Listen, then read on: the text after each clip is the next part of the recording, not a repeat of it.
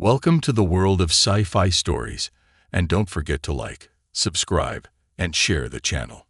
Enjoy the listening. They laughed at humanity's warship until they ran for their lives.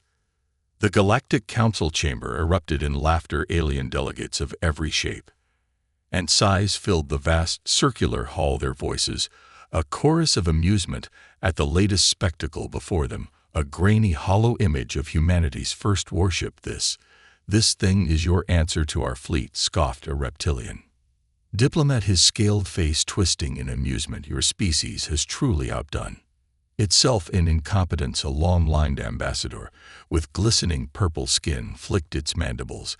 It doesn't even have energy shields, primitive metal plating, and those, what do you call them, ballistic weapons? Are you serious? The laughter grew louder. At the center of the chamber, standing alone on the podium, was Admiral Cole Varick of the Terran Defense Initiative. He remained expressionless, his hands clasped behind his back, his posture rigid. The mockery didn't faze him. He had expected this reaction for centuries. The Galactic Council had treated humanity as a joke, an insignificant, late-blooming species that had only recently stumbled into the stars. Their technology was crude compared to the older civilizations that had dominated the galaxy for millennia. Their weapons were considered outdated, their strategies primitive. And now humanity had dared to present a warship unlike anything the Council had seen, but for all the wrong reasons. Var let the laughter die down before speaking. His voice was calm, steady. You find it amusing now, he said, his eyes scanning the room. But soon you won't be laughing. The council members exchanged amused glances. And why is that, human? The reptilian diplomat sneered. Do tell us. Varick allowed himself the faintest of smiles. Because you're all making one fatal mistake. You're judging our ship by your standards. The chamber fell into murmurs. Some delegates leaned forward, curious. You assume that just because our technology doesn't look like yours, it's inferior. Varick continued that because we don't use energy shields or plasma weaponry, we don't stand a chance in a fight. You think that because we've never fought an interstellar war before, we wouldn't know how to win. A heavy-set amphibious ambassador gave a deep guttural chuckle. Enlighten us, Admiral. What makes your warship so special? Varick's smile grew wider. You'll find out soon enough. The fleet of the craft Dominion, a warrior race that prided itself on conquest, had been dispatched to handle a minor nuisance.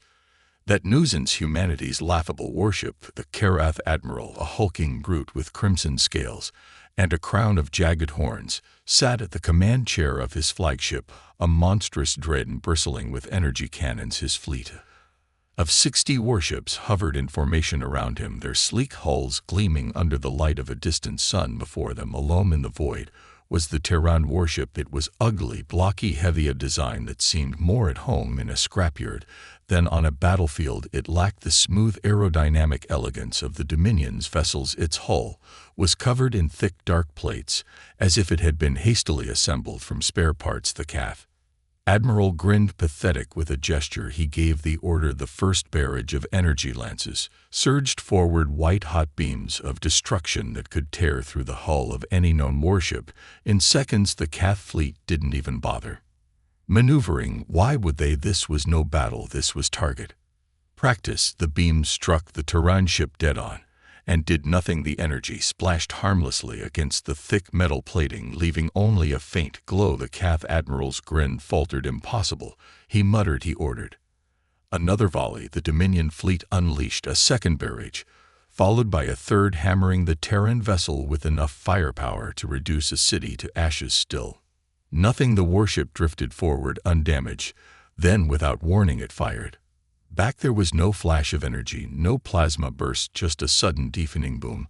A kinetic round fired at near relativistic speeds tore through the void. It slammed into the lead Cath destroyer, and in an instant the ship ceased to exist. The sheer force of the impact didn't just damage the ship, it obliterated it, punching through its shields, its armor, and its core like they were paper. The kinetic round kept going, cutting a fiery path through 2 more Dominion ships before vanishing into the black. A stunned silence fell over the Cath fleet. What was that? One of the bridge officers stammered. The Admiral's claws dug into the armrests of his chair. He had never seen anything like it. Plasma weapons were powerful, but they relied on energy. Energy could be countered, absorbed, dispersed. But this was pure, unrelenting force, a solid projectile moving so fast. It carried the kinetic energy of a small sun. No shields could block that, no energy fields could absorb it, and the Tehran ship was reloading. Evasive maneuvers, the admiral bellowed, panic creeping into his voice. More booms echoed across the battlefield. More Dominion ships vanished into expanding clouds of debris. The once mighty fleet which had laughed at humanity was now scrambling to escape. The warship advanced, relentless, cold, unstoppable. On board the bridge, Admiral Varric watched the chaos unfold with quiet satisfaction. His ship didn't need fancy technology, it didn't need energy weapons or sleek designs. It had one thing no alien fleet had ever accounted for: brute force. And as the Cath fled, terrified, they finally understood the mistake they had made. They had laughed at humanity's warship. Now they were running for their lives. The battlefield was a graveyard of shattered Dominion warships. Where once 60 mighty vessels had stood, now only wreckage and twisted metal drifted through the void. Fires raged inside the husks of dying ships, their crews screaming into dead calms, cut off from any hope of rescue. The Ted's behemoth floated in the center of the carnage, untouched. On the bridge, Admiral Varric observed the scattered remnants of the once mighty Cath fleet. He had expected resistance, but not this, not an enemy so utterly unprepared for the raw, unfiltered brutality of human warfare. The Krath had underestimated them, and now they were paying the price. For turned to his weapons. Officer status: Lieutenant Harris, a non-nonsense officer with a sharp gaze, checked her console. 14 confirmed kills. Admiral, 3 more are drifting dead in space. Survivors are running. Varric nodded. Reload the mass drivers. Prepare for another volley. There was a pause. Sir, they're retreating. Varric expression was unreadable. That's not my problem. Across the battlefield, the remaining RAF ships were scrambling, their engines burning hot. As they fled, there was no attempt at a coordinated counterattack, no brave last stand, just fear. A transmission came through, garbled panic. The Cath admiral's voice, once filled with arrogance, now dripped with desperation. Human ship, cease fire. We surrender. Varric stared at the screen for a long moment. His crew waited, holding their breath. Then finally he leaned forward. No, the behemoth fired again. The kinetic slugs, each the size of a car and moving at near light speeds, struck with horrifying precision. One round tore through a fleeing destroyer, slicing it in half. Another punched straight through a command carrier, shattering its bridge before exiting through the rear of the ship, leaving a glowing hole in its wake. The remaining Dominion vessels barely had time to react. They weren't just losing a battle, they were being erased. The Cath admiral's final scream was cut off as his flagship detonated in a brilliant explosion, its reactors overloading from the damage. Then there was silence. Var exhaled slowly, watching as the last wreckage drifted away. Situation, he asked. Lieutenant Harris's voice was steady. All targets eliminated. A ripple of quiet pride spread across the bridge, but Varric remained stone-faced. It wasn't over, not yet. The Cath Dominion had been one of the most feared warrior races in the galaxy. Their fleets had ravaged dozens of worlds, crushed entire civilizations, and never lost a major battle. Now a single human warship had annihilated one of their armadas. News of the massacre spread like wildfire. The Galactic Council, which had mocked humanity's military, suddenly found itself in an emergency session. The laughter of weeks prior had vanished. Now there was only panic. This cannot be true, an amphibian ambassador coked, slamming his webbed hands on the table. One ship cannot defeat an entire Dominion fleet, but it did. A feline-like diplomat whispered, her first standing on end. The Cath have sent no survivors, no counterattack. Their silent murmur spread through the chamber. What kind of weapons did the humans use? A reptilian delegate asked hesitantly. The question lingered. The galactic powers had always seen themselves as superior, their energy-based technology, the pinnacle of warfare. Humanity, in their eyes, was little more than a primitive species playing with outdated toys, but those outdated toys had just wiped one of the most powerful militaries from existence. The recordings of the battle leaked by a terrified Cath official played again in the council chamber. Delegates watched in horror as the kinetic slugs tore through ships as if they were made of paper. There were no shields to deflect them, no energy dispersal fields to mitigate the impact. The raw physics behind the weapons were undeniable. One counselor, a towering insectoid, turned to his peers. They have perfected something we dismissed centuries ago. He said, they do not fight like us. They do not think like us. That ship, it is not a warship. The chamber fell silent. It is an executioner back aboard the behemoth. Varric stood in the war room surrounded by high-ranking officers from Earth's military divisions. The battle had been a test, one that humanity had passed with devastating results. The question now was simple: what next? The Dominion will retaliate, a grizzled general muttered. Even if they're terrified, their pride won't allow this to stand. We need to be ready. Varric nodded. We won't wait for them to come to us. A few officers exchanged glances. Servark eyes were cold. We take the fight to them.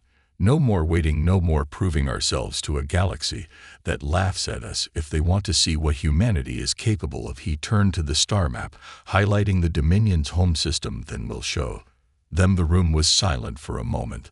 Then one by one the officers nodded. Orders were given. Warships were mobilized. The Dominion had started this war. Humanity was going to end it the moment the decision was made. Earth's war machine roared to life. For decades, humanity had been seen as little more than a minor power, a species of ambitious upstarts playing at interstellar politics. But deep beneath the surface, beneath the treaties and diplomatic pleasantries, humanity had been preparing. The TDSBAM had been the first of its kind. It would not be the last. Across the Sol system, shipyards churned with newfound urgency. Massive orbital dry docks, hidden behind the moons of Jupiter and the asteroid belt, began final assembly on the next generation of Terran warships, the Leviathan-class dreadnoughts. Vessels designed with a single purpose: to annihilate any force that dared challenge humanity's right to exist. Meanwhile, in the Dominion's core worlds, panic had taken root. The Krath High Council, made up of the most powerful warlords of their species, had convened in a frantic emergency session. The vast chamber, built to exude dominance and intimidation, now are of fear. A hologram played in the center of the war table, the last transmissions from their lost fleet. Glorious Dominion warships being ripped apart by human projectiles, their proud warriors screaming in confusion as their energy shields failed to stop the incoming devastation. One of the warlords, his crimson scales darkened with age, growled, one ship did this." Another warlord, younger and more brash, slammed his fist against the table. "Then we will send 1,000. We will erase these vermin from the galaxy." But the others hesitated. The elder warlord narrowed his reptilian eyes. "And what if 1,000 ships fall like the first fleet? What if our empire's name becomes synonymous with defeat?" The chamber was silent. Finally, a voice, cold, measured, spoke from the shadows. "There is another way." The gathered warlords turned as a new figure stepped into the light, clad in ceremonial armor, with eyes black as the void. Grand Strategist Karis wasn't a warrior in the traditional sense. He had never fought on the front lines. He did not wear the scars of battle, but he had conquered more worlds with his mind than most warlords had with their blades. Karis paced around the war table, studying the frozen image of the Terran warship. "We assumed them weak because they are new to the stars," he murmured. "We mocked them because their ships do not follow our designs. That was our mistake." The young warlord scoffed. "Then what do you propose?" "Strategist, surrender." Karis's gaze snapped toward him, cold as a dead sun. "I propose we fight smarter." The elder warlord leaned forward. "You have a plan?"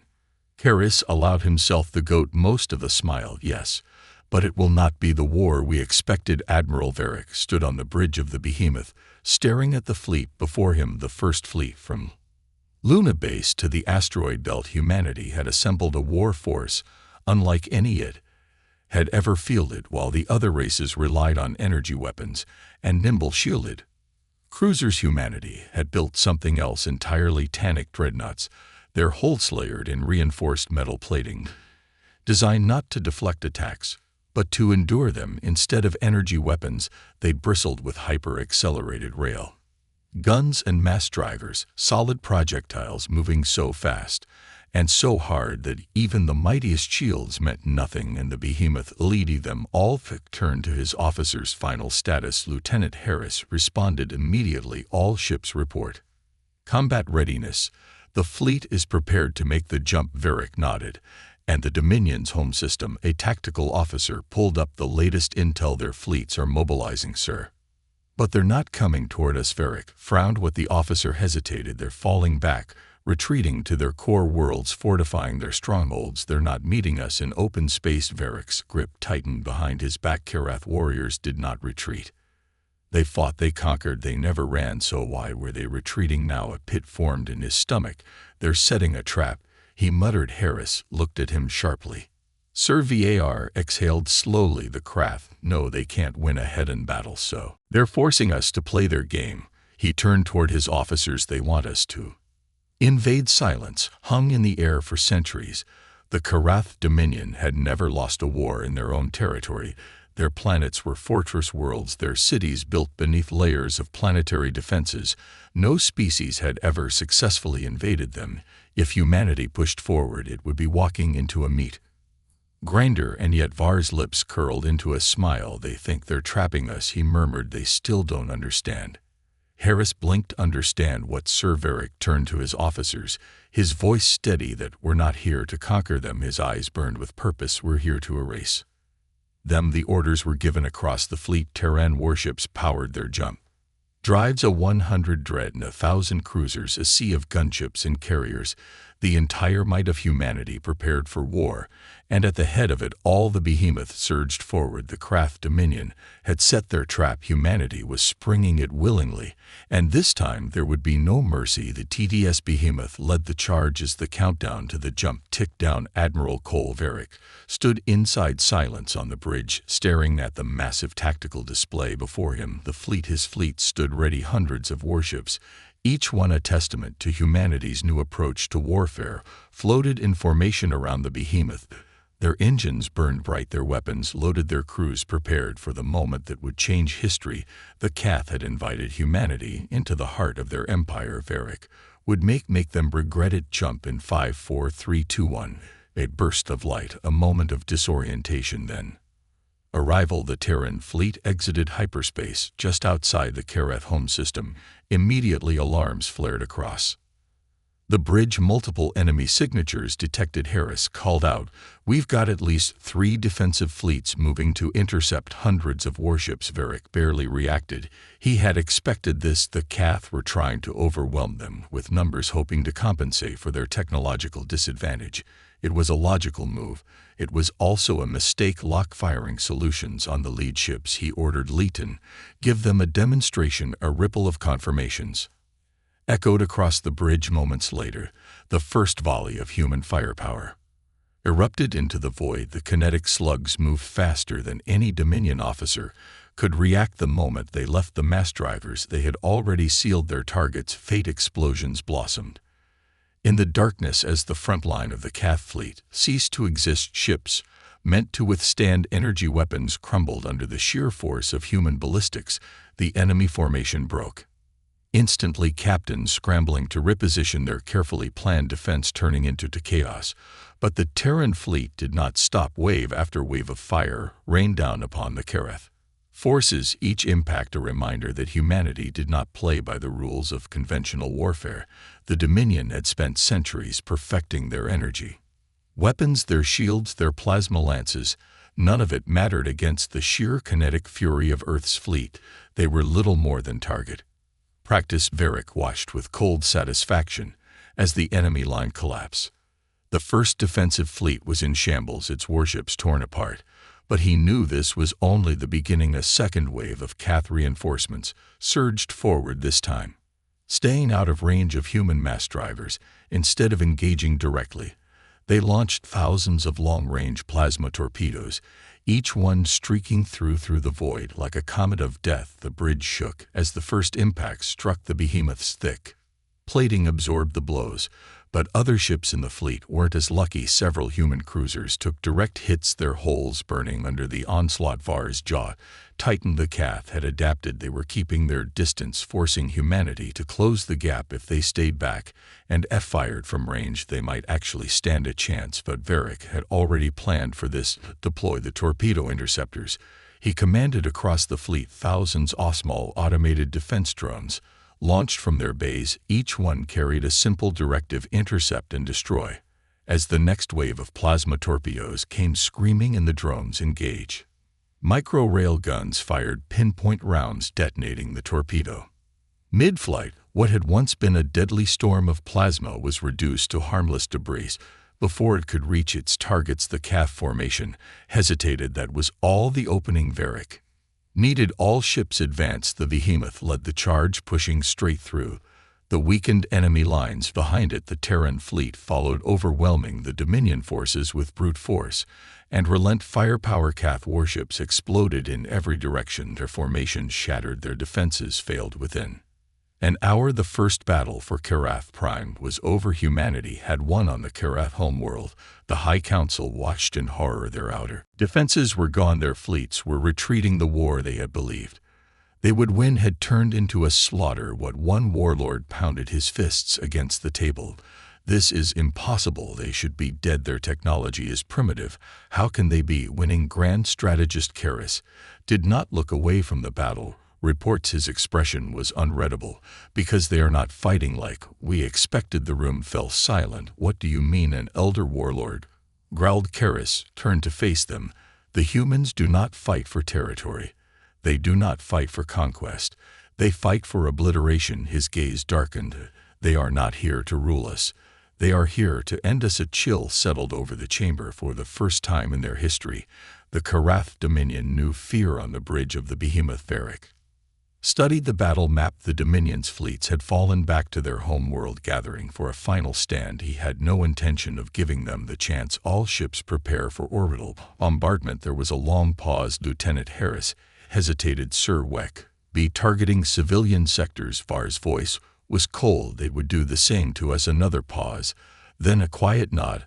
Aye, sir. The countdown began. The warships moved into position. The Cath had started this war.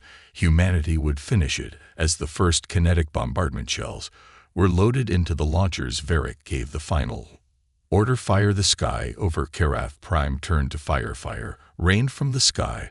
The first wave of kinetic bombardment struck the outer cities of Cath Prime with the force of planetary extinction. Events the Dominion had spent centuries perfecting: planetary defenses against energy weapons, giant plasma shields, thermal dispersal systems, atmospheric ion barriers. None of it mattered the moment the first hyper-accelerated projectiles slammed into the surface. Entire city blocks ceased to exist. Towers built for warlords and generals crumbled like sand castles under a tidal wave. The ground itself fractured, sending massive shock waves across the continent, leveling everything in their path. Millions of Cath civilians, warriors and leaders alike, had no time to run. No warning, no defense. Humanity had unleashed hell inside the underground bunkers of the Cath High Council. Chaos reigned. The ground above them trembled as the bombardment continued. Red emergency lights cast eerie shadows across the chamber where warlords and strategists argued, panicked, pleaded for a solution. This is genocide. One of the younger warlords shouted, we must negotiate, we must surrender. An older warlord grabbed him by the throat, his crimson eyes burning with fury. You would beg like a weakling. The Dominion does not surrender. The room fell into heated arguments, but Karis, the grand strategist, remained silent. His gaze was locked on the holographic display of the battlefield. He had underestimated humanity. They all had, but what disturbed him most was not their superior firepower. It was their resolve. The humans had not demanded tribute. They had not sent terms of surrender. They had not given speeches of conquest. They had simply arrived and begun destroying everything. Karis inhaled deeply, then spoke. We have only one option left. The chamber quieted. Kar's eyes gleamed with dark intent. We cannot defeat them in space. We cannot match their firepower, but their is one thing we can take from them, something they have not yet lost. The other warlords leaned in what Karis's voice was chillingly calm. Earth, a single Cath warship broke through the chaos of the battlefield, smaller than the others, sleek and fast. It activated its experimental phase warp drive, an untested, unstable piece of technology meant for deep infiltration missions. Its destination, Sol system. The Dominion had finally accepted that they could not defeat humanity in open battle, but they had one final hope. If they could strike at Earth itself, perhaps, just perhaps, they could force humanity into a ceasefire. The warship disappeared into the void. A suicide mission had begun on the TDS Behemoth. Admiral Varric watched as his fleet continued its devastation of the Dominion's homeworld. Entire military installations had been leveled at the orbital defense network, had been reduced to floating wreckage. The planetary government had fallen silent. And yet Varric knew they had to finish the job. Deploy ground forces, he ordered. We end this today. Thousands of dropships launched from the fleet carrying the most advanced human combat units ever fielded. The Terran Shock Corps, unlike the other races, humanity did not rely on energy weapons or plasma blades in ground combat. Their soldiers carried heavy impact rail rifles, exosuits reinforced with ballistic plating, and mechanized walker units that could tear through anything. The Dominion still had left. The Cath warrior fought with desperation, but the truth was undeniable. They were outmatched. Human troops landed in the ruins of the capital city, advancing through the wreckage with ruthless efficiency. The last remaining Dominion warlords rallied their forces, attempting one final counterattack. It was a massacre. The Terran Shock Corps moved through the city like an unstoppable wave, crushing any resistance in their path. Mechanized walkers fired high-velocity slugs through buildings, bringing entire fortifications down on top of the Cath defenders. By the end of the day, the Dominion's military was no more. The war was over. Varric stood among the ruins of the Cath capital, his boots pressing against the shattered remains of what had once been an empire. Smoke choked the air. Fires burned in the distance. The city was quiet. He knew what would come next. The Galactic Council would call this a war crime. They would denounce humanity as savages, as destroyers. He didn't care. The Cath had chosen this war. Humanity had finished it. As he turned to leave, his communicator buzzed. A transmission from Earth. Sir, the officer's voice was tense. We have a problem. VAR frowned. What is it? There was a long pause, then the words that sent a chill down his spine. The Dominion has sent an infiltration ship. It's headed for Earth. Far's blood ran cold. The war wasn't over yet. Admiral Kolv felt the weight of the war pressing down on him as he stood in the ruins of the Karath capital. The Dominion had been crushed. Their fleets were annihilated. Their cities lay in ruins, smoldering under the relentless assault of Earth's military. And yet the battle wasn't over. The Dominion has sent an infiltration ship. It's headed for Earth. Varric clenched his jaw as the words echoed in his earpiece. He turned to Lieutenant Harris, his second in command, who was already pulling up the data. A red dot blinked on the star map, a single ship streaking through deep space at an impossible speed. The TDS Behemoth had destroyed entire fleets. Humanity's war machine had crushed an empire. But this was something else, a desperate gamble, a final attempt to strike at the heart of humanity. Varric exhaled. They think they can take Earth from us. His voice was steady, cold. Not a chance. Back on Earth, alarms blared through every major city. The Dominion ship was coming. It had bypassed traditional hyperspace lanes using experimental phase warp technology, an unstable, dangerous method of travel that no species had dared to perfect. The ship wasn't moving fast. It was tearing through reality itself, and its target was clear: Earth's capital, New London. Terran High Command went into full lockdown. Every orbital defense station was primed for engagement. Fighters scrambled. Missile platforms were brought online, and the planetary defense grid warmed up its rail gun batteries. But none of it mattered. The enemy ship wasn't coming through conventional space. It was shifting between dimensions, phasing in and out of real space. As it moved, no weapon could lock onto it. No scanner could predict its trajectory. If it made it to Earth's atmosphere, there would be no stopping it. Varric knew there was only one option. He turned to his helmsman. Hit us back to Sol now. The bridge crew hesitated. Sir, "The fleet isn't ready to." I didn't ask about the fleet. Far's eyes burned with determination. "Just the behemoth." The crew exchanged glances, then without another word the order was executed. Engines roared to life. The behemoth turned its massive frame, groaning as it realigned. Moments later, its hyperdrive engaged, and the dream vanished into the void. It was a reckless move. No escorts, no backup. Just one ship chasing another across the stars. But VAR didn't care. Earth was under threat. That was all that mattered. The Dominion warship phased into real space just outside Earth's orbit.